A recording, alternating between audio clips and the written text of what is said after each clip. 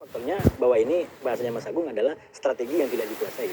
Misalkan begini, yang memang sejak awal ya, itu bagaimana Trump itu begitu problematik untuk meyakinkan publiknya sendiri untuk bisa masuk lagi dalam rencananya Netanyahu ini. Saya dari awal Mas Agung mengatakan bahwa perang ini adalah diorder oleh Netanyahu. Dia yang punya proposal perang dan kalau menggunakan analisa depan panggung, sebenarnya Trump sendiri dari awal tidak ingin perang. Oke. Ya, analisa depan panggung. Walaupun di akhir ketika perang dilakukan ternyata dia bilang bahwa keputusan perang sudah diambil pada saat dia ketemu dengan Netanyahu di Amerika 28 Desember akhir tahun. Nah itu berarti bisa berubah. Artinya bisa berubah kalau betul omongannya begini, berarti berbagai macam diplomasi yang dia lakukan adalah sandiwara. Dua-duanya problematik secara komunikasi gitu. Oke. Dan ternyata salah satu konklusinya yang disampaikan Mas Agung bahwa ini memang tidak punya kematangan strategi yang dipersiapkan dari awal. Saya karena berulang, Ken saya ingin lanjut dari perkembangan di 103 menit. Saya menghitung ini 103 menit semenjak operasi dilakukan kurang lebih jam 1 siang Sabtu waktu kita sampai sekarang. Oke. Gejalanya menurut saya jauh lebih kompleks lagi di 103 menit sekarang ini ya. Yang pertama, bagaimana perang ini bisa makin melebar termasuk ke Eropa. Ada dua sekarang di Eropa yang menarik menurut saya untuk bisa kita ikutin. Pertama adalah Siprus yang juga mulai kena serangan walaupun itu mungkin diduga bukan dari Iran, tapi mungkin dari Hezbollah. Yang kedua, Spanyol yang tiba-tiba tidak mau kooperatif sama Trump dan dia bikin sikap sendiri. Walaupun sampai diancam sama Trump, dia menolak, nggak mau. Jadi dia bilang, saya tidak mendukung Iran tapi berpihak kepada empati kepada mereka yang jadi korban dari perang ini. Sikap kami adalah berpihak kepada para korban. Ini satu menurut saya yang agak mengerikan dari perang ini. Dan yang kedua, yang lebih mengerikan lagi, Iran sendiri melalui juru bicaranya telah mengatakan bahwa kalau Eropa ikut campur, maka kami juga akan melakukan serangan ke Eropa. Nah ini yang menurut saya kalau dikaitkan dengan cara pandangnya Mas Agung tadi, bisa jadi sejak awal Amerika tidak membaca bahwa Iran akan senekat ini. Saya menggunakan bahasa senekat karena bagaimana mungkin Iran yang tidak punya masalah dengan negara Arab Teluk, bahkan sangat baik dengan Arab Teluk, tiba-tiba ambil keputusan dia serang itu. Secara total sekarang Teluk itu diserang. Ya. Jadi kalau dia bilang juga akan menyerang ke Eropa, saya bilang ini juga kenikatan yang juga bisa terjadi. Karena sekali lagi, nah Mas Agung juga cerita tadi bareng sama kita di sini, faktornya adalah sebenarnya secara kebudayaan kita bisa tangkap. Karena Amerika dan Israel sejak awal sudah terlanjur menginjak-injak martabat tertinggi bangsa Persia, yaitu Ayatullah Ali Khamenei.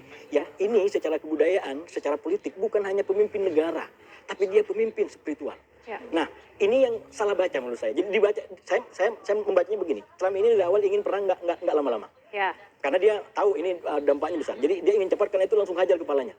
Harapannya kata Mas Agung tadi begitu ini dihajar kepalanya rontok, rakyat akan keluar ke jalan menguasai instansi negara lalu terjadi yang saya sebut sebagai skenario pergantian rezim. Oke, ternyata Tapi dia tidak nggak terjadi. baca bahwa ini punya pengaruh kebudayaan dan spiritual. Akhirnya apa? Baik. Ketika ini dihancurkan, bukan pergantian rezim yang sekarang muncul, tapi justru arah ke pengukuhan revolusi Islam. Baik, Mas Hajibullah. Nanti lebih panjang kita akan membahas lagi. Tapi Mas Sofwan mungkin juga bisa ikut memaknai apa yang disampaikan oleh Presiden Donald Trump mengenai kesiapannya. Apakah memang tidak hanya lemah dalam strategi perang, tapi juga lemah dalam menyampaikan komunikasinya sehingga mempengaruhi bagaimana hubungan internasional antar negara? Ya, saya kira yang disampaikan Trump dengan nada kepercayaan diri yang berkurang gitu ya kalau kita rasakan. Karena kalau kita lihat di Amerika Serikat kemarin juga baru berlangsung kan hearing dengan parlemen ya. Mereka meminta pertanggungjawaban Trump soal kenapa kemudian berperang. Ada hearing tertutup dengan para anggota parlemen dan setelah keluar orang-orang Demokrat itu kan semua cerita. Ini tuh kita diajak perang tapi tanpa kejelasan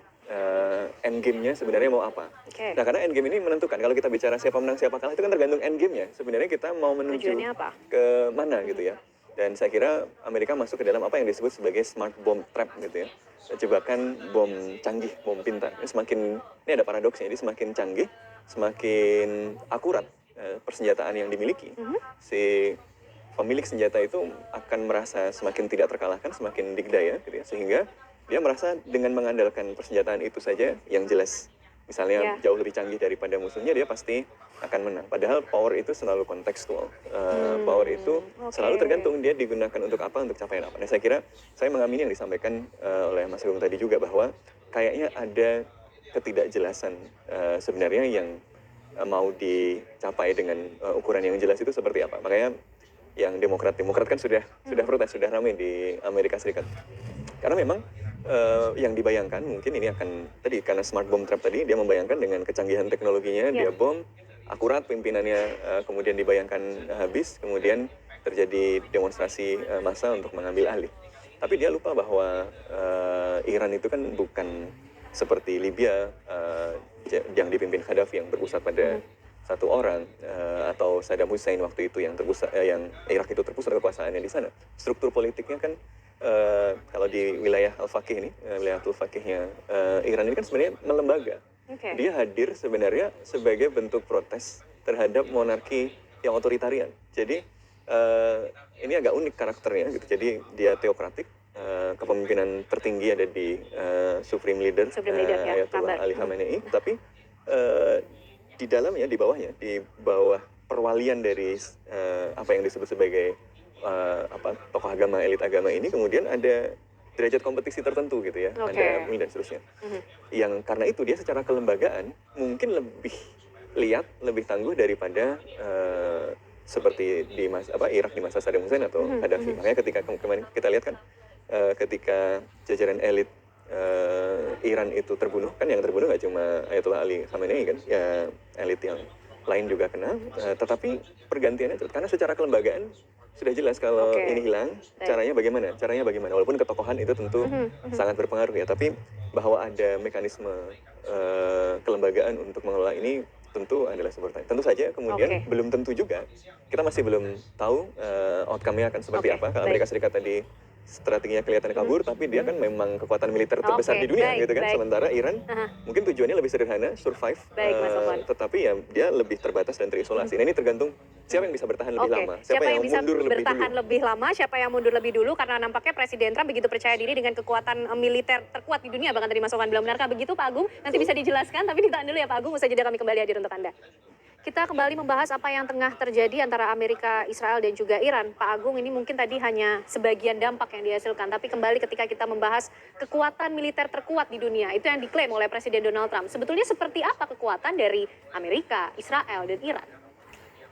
Amerika sudah hampir dari tahun 91 ya, mungkin hampir 30 tahun menjadi single hegemon di dunia. Dia hegemon atau penguasa di barat ya, Eropa dan di Jazirah Amerika. Namun sekarang kita ketahui bahwa sejak tahun 2017 itu ternyata sudah berubah menjadi multipolar, tripolar tepatnya, yaitu ada pesaingnya yaitu China dan Rusia. Nah, seberapa kuat dia? Nah, Amerika itu banyak sekali memiliki pangkalan-pangkalan militer di seluruh dunia, menunjukkan bagaimana Amerika memandang dunia itu harus diawasi sebagai polisi dunia. Nah, namun ternyata sekarang dengan adanya konflik di tempat lain, seperti di Ukraina yang menghabiskan banyak biaya dan banyak persenjataan, Amerika otomatis ditambah lagi dengan harus menumpuk senjata kalau terjadi konflik di Laut Cina Selatan terhadap Cina, proxy war-nya terhadap Cina melalui dengan Taiwan rencananya, di Timur Tengah ini menjadi tidak terlalu besar kekuatannya. Mengandalkan negara-negara Teluk dengan kekuatan-kekuatan senjata. Dibantu negara Teluk memiliki peralatan yang hampir semuanya beli dari Amerika. Termasuk rudal Hanut, rudal pertahanan udara, pesawat tempur, kemudian dengan lain-lain sebagainya. Nah sekarang mereka berhadapan dengan Iran. Iran betul tidak terlalu kuat ya, kekuatan udara dan kekuatan darat kuat lah. Tapi tidak ada yang pernah berperang sama Iran kecuali Irak ya.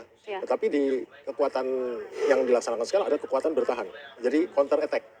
Iran tidak pernah merencanakan untuk menyerang langsung, tapi dia counter attack. Dan Iran sudah siap sejak 20 tahun yang lalu. Menyiapkan ribuan rudal, selalu mengembangkan teknologinya dan menyiapkan drone. Artinya mereka sekarang punya rudal hipersonik terbaik di dunia, selain Zircon punyanya Rusia, dan punya drone kamikaze terbaik di dunia. Itu tidak bisa dipungkiri karena bahkan Cina pun, bahkan Amerika pun meniru drone Shahid-nya punya Iran. Artinya itu sangat efektif, sangat murah, dan sangat efektif. Dan sekarang yang dilakukan oleh Iran dengan menghantam seluruh, balik menghantam ke target-target militer di Israel dan di Timur Tengah, itu adalah strategi yang sangat cerdas. Kenapa? Baik di segi kemiliteran, membuat Amerika tidak bisa menggunakan pangkalan laut dan udaranya, menyuruh pergi mengungsi seluruh warga negara Amerika dari Timur Tengah. Bayangkan, bila suatu negara menyuruh pergi seluruh warga negara itu artinya apa? Itu kan setengah defeat gitu. Defeat itu apa ya? Sudah sangat matir kan? Bayangkan negara Amerika yang demikian kuat, yang kita lihat nggak terbayangkan dan negara sekuat ini di dunia dalam sejarahnya, menyuruh seluruh warga negaranya, saya ulangi, menyuruh seluruh warga negaranya pergi dari Timur Tengah. Ada kekhawatiran? Pergi. Iya, kelihatannya apa? Itu masih ada kekhawatiran. Dengan serangan counter attack dari Iran. Bayangkan itu. Sekarang Amerika harus menata ulang, dia tidak mungkin lagi mengisi bahan bakar, menambah senjata, memberi istirahat krunya, memperbaiki pesawatnya di Timur Tengah. Terdekat lalu di Italia sana. Baik. Spanyol udah nolak kan, atau di sepanjang Laut Merah nggak ada yang bisa, atau di India. Karena ternyata di Siprus diserang, dan di Ikrilik, bayangkan Ikrilik di Turki, pangkalan Amerika diserang juga. Dan uniknya, Turki tidak mengkomplain sama Iran. Oke, baik. Nah Baik, itu, Pak. bayangkan. Bahkan juga ada macam-macam serangan terhadap kedutaan Amerika. Setempat, pemerintah setempat juga tidak terlalu melindungi kelihatannya. Kenapa? Karena Oke, mereka baik. sudah kecewa bahwa Amerika menolak untuk menambah suplai rudal atau amunisi hanutnya, dan bahkan mengatakan untuk Israel. Jadi Israel first, bukan Amerika first. Ini akan menimbulkan perubahan struktur daripada pertahanan atau struktur politik Oke, di baik. Timur Tengah. Baik, itu gambaran mengenai kekuatan militer masing-masing negara yang saat ini sedang berkonflik. Tapi Mas Hasibulla, kita juga tahu kalau ada serangan yang kemudian terjadi di Lebanon, kelompok Hizbullah. Bagaimana kita melihat mengenai posisi kelompok ini? Ya, ini bagian daripada kompleksitas yang khawatirnya para pihak sekarang mulai bicara membuat perang ini tak lagi bisa dikontrol. Baik dikontrol oleh Amerika, dikontrol oleh Iran, atau dikontrol oleh Israel. Karena masing-masing sudah punya misi. Misalkan soal konflik di Lebanon. Ini betul-betul kompleks karena bisa jadi langsung membawa Lebanon secara umum kepada pertarungan lebih besar lagi. Yang sekarang sudah menjadi pertarungan di internal adalah ketika Hizbullah mulai menyerang, dia berhadapan dengan otoritas Lebanon. Karena Hizbullah posisinya selama ini menjadi negara di dalam negara. Ya. Dan melalui perang 2024 kemarin, negara dengan bantuan daripada Israel dan Amerika mencoba untuk merengkuh Hizbullah. Lewat berbagai macam perundingan termasuk upayanya mengambil senjata yang dimiliki oleh Hizbullah atas nama kedaulatan negara. Kita paham dalam konteks paham mengenai negara. Namanya negara dia harus punya kuasa dan nggak boleh Ya, ada yang Lebanon meminta menyaingi Hizbullah negara. untuk menahan diri juga. Iya, Oke. tapi lagi-lagi Timur Tengah itu salah satunya adalah terkenal karena keunikannya. Nah ini yang kadang-kadang kita di sini nggak memahami, nggak sampai di situ. Keunikan itu Keunikannya lokal di mana yang lokal mengangkat konteks. Mas Hizbullah? Hizbullah menjadi negara di dalam negara. Mana ada di Indonesia ada begitu. Hizbullah itu adalah partai, tapi dia punya milisi, dia punya senjata. Ya. Dia bisa punya agenda sendiri. Dan tidak mudah untuk kemudian mengatakan seluruh kekuatan di luar negara harus dibuang. Kenapa? Karena fungsi negara juga nggak betul-betul sesuai dengan mandatnya. Apa mandatnya? Memastikan perlindungan kepada rakyat. Hizbullah punya argumen, senjata kami berikan kalau negara berani menjamin keamanan rakyat dari serangan Israel. Oke. Siapa bisa menjawab itu? Nggak ada. Yang selama ini memproteksi keamanan negara di Timur Tengah adalah justru milisi-milisi yang justru itu didanai, dibesarkan oleh Iran. Nah, inilah kalau dianalisis lebih lanjut, nyampe ke yang disampaikan Mas Agung, saya menyebutnya sebagai dimensi kontradiksi di dalam perang Iran dan Amerika Israel. Ada dua, sama-sama punya bukan kontradiksi, kontraproduktif. Sama-sama dimensi kontraproduktif dari perang ini. Dari sisi Iran, kontraproduktifnya adalah ini Arab Teluk yang sebenarnya potensi jadi mangsa pasar dia ke depan karena senjata dan lain sebagainya justru diserang dengan alasan menyerang pangkalan militer. Ya. Itu kan membuat yang awalnya mau suka sama Iran sekarang menjadi kritis sama Iran. Tapi sebenarnya kalau dibaca lebih dalam, justru ini proposal reflektif Iran kepada Teluk. Yang pertama apa tujuannya? Untuk meredefinisi siapa lawan, siapa kawan. Siapa lawanmu dan siapa kawanmu. Selama ini Oke. disebut lawan adalah Iran. Loh, kita loh satu budaya. Kok disebut sebagai kalau tujuanmu berkawan dengan Israel dan Amerika adalah untuk senjata. Lewat serangan ini dia ingin tunjukkan senjata mereka nggak ada apa-apanya. Buktinya pangkalan mereka bisa kita tembus. Malah kedutaannya kita tembus. Bahkan warganya kata Mas Agung sudah diminta untuk keluar. Di mana perlindungannya? Jadi di ujung serangan itu ada proposal reflektif menurut saya cara bacanya Oke. tentang siapa dan lawan dan kawan di kawasan. Baik. Apakah Amerika, Israel, Ya. atau Iran seperti yang diinginkan oleh mereka. Oke, baik, menarik ini Mas Sofwan mungkin bisa menjelaskan soal ketika kita harus meredefinisi siapa kawan, siapa lawan di balik Iran maupun di balik Amerika Serikat dengan adanya konflik yang terjadi ini. Kita sering bicara kasus ini Iran sama Amerika Serikat. Padahal tadi seperti yang disampaikan bahkan oleh cerita Rubio sendiri, itu sebenarnya yang menginginkan perang ini namanya Israel. Nah, jadi kita justru kemudian mungkin harus mengembalikan cerita ini pada karakter ekspansif Israel dan kehendak dia untuk menjadi kekuatan superior di kawasan. Karena dia adalah sebuah project settler kolonial yang datang dari luar. Dia kemudian kehadirannya kan memerlukan kekerasan yang dilakukan terus-menerus. Mulai dari sebelum Nakbah sampai ketika Nakbah sampai hari ini. Dia kan melakukan kekerasan permanen. Israel itu nggak punya batas yang dia akui selesai, fix gitu ya. Dia itu selalu ekspansif. Dan salah satu yang kemudian membuatnya bisa terus melakukan ekspansi adalah keberadaan perang yang permanen ini gitu. Makanya ketika rame Iran tadi kan langsung yang dilakukan adalah mengambil wilayah Lebanon kan sebagian dengan pretext bahwa ini untuk menjamin keamanan Israel. Jadi saya kira kita harus ke crux of the matter ya, ke inti masalahnya adalah keberadaan sebuah entitas kolonial yang ekspansif yang sekarang dia memanfaatkan kontrolnya atas politik Amerika Serikat yang merupakan negara dengan kapasitas militer terkuat di dunia. Jadi problemnya adalah ada Israel yang sedang melakukan genosida di Gaza dan tepi barat dan dia terus menghendaki melakukan ekspansi. Satu-satunya ancaman bagi superioritas militer dia hari ini yang paling dekat adalah Iran. Ya. Tapi kalaupun nanti, kalau misalnya nanti dia berhasil pun, Iran misalnya berhasil regime change atau Tidak berhenti di kemudian situ. menjadi perang sipil, dia tidak akan berhenti di situ. Kan kemarin Naftali Bennett sudah bicara soal Turki ini kayaknya sudah mulai kayak seperti Iran ini, gitu kan? Jadi, Oke. jadi ini masalahnya itu sebelum ke Iran, Amerika dan macam, masalah utamanya apa? Ada problem, ada namanya settler colonial entity Oke. yang namanya Israel yang selalu menghendaki ekspansi dan untuk mengamankan ekspansi itu terus menerus dia harus memiliki superioritas militer. Makanya Amerika Serikat kemudian kan bahkan dipaksa punya semacam undang-undang yang mengatur kalau Amerika Serikat itu jual senjata, ini qualitative military edge, itu ke tidak boleh senjata, meskipun Arab Saudi itu dekat sama Amerika ya, senjata yang dikasih ke Arab Saudi itu senjata yang nggak boleh bisa menandingi Israel. Jadi emang Oke. kelas 2 semua, makanya kelihatan kemarin yang teman beneran sama yang dianggap sebagai yang cuma teman. Kak, maaf ganggu. Kalau boleh tanya, kakak dari tadi muter-muter supermarket kok Apa ya? Iya. Ngaku-ngaku teman. Ya, teman secondary gitu sama Amerika. Ya kan kelihatan kalau Israel dikasih semua perlindungan gitu ya. Iya, Sementara negara-negara Arab ini walaupun mereka mendekat seperti apapun ya cuma dikasih seadanya aja gitu. Bahkan F-15 aja F-15 yang tiba-tiba Iya, jatuh iya. sendiri gitu. Karena Artinya hal ini juga pasti akan berdampak dong Mas atas hubungan Amerika dengan negara-negara lain di Timur mungkin Tengah. ada, tapi kan masalah pasti kompleks ya. Para penguasa negara-negara itu kan ancamannya banyak kan. Semua orang pasti para penguasa itu kan prioritas utama adalah keselamatan rezim gitu. Oke. Keselamatan kekuasaan dia dan kalkulasi-kalkulasi ini tentu masuk. Makanya kan kemarin sempat keras sekali sama Iran tapi sempat rapprochement dan seterusnya itu kan sangat Oke. ditentukan oleh perkembangan konstelasi. Ya saya Baik. kira kemudian memang beberapa waktu terakhir makanya Uni Emirat Arab dan Arab Saudi agak pisah ini kan karena Uni Emirat Arab kemudian align ke Israel sementara Arab Saudi merasa bahwa ini sudah agak terlalu jauh nih ekspansinya Oke. Israel.